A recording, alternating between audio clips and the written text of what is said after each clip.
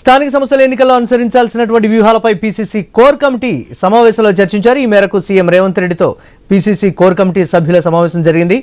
జూబ్లీహిల్స్లోని CM నివాసంలో జరిగిన సమావేశంలో పీసీసీ అధ్యక్షుడు మహేష్ కుమార్ గౌడ్, కాంగ్రెస్ పార్టీ రాష్ట్ర వ్యవహారాల incharge Meenakshi Natarajan, deputy CM Bhatti Vikramarka, మంత్రులు ఉత్తమ్ కుమార్ రెడ్డి, శ్రీధర్ బాబు పాల్గొని పలు కీలక నిర్ణయాలు తీసుకున్నారు. కోర్టు ఆదేశాల మేరకు సెప్టెంబర్ 30వ తేదీలోపు ఎన్నికల నిర్వహణ పూర్తి చేయాలని పార్టీ రాష్ట్ర నాయకత్వం భావించింది. అయితే స్థానిక సంస్థల ఎన్నికల్లో 42% బీసీలకు రిజర్వేషన్ అమలు ఎలా అనే అంశంపై సమావేశంలో చర్చించారు. జూబ్లీహిల్స్ ఉప ఎన్నికను ప్రతిష్టాత్మకంగా తీసుకున్న కాంగ్రెస్ పార్టీ ఏ విధంగా ముందుకు వెళ్లాలనే అంశంపై కూడా సుదీర్ఘంగా చర్చించింది.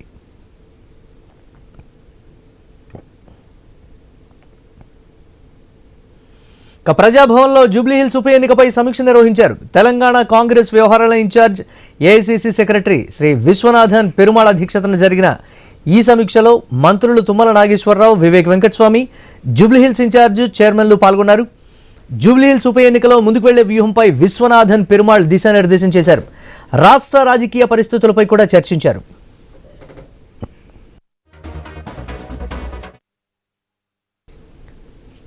షార్ట్ బ్రేక్ తీసుకుందాం.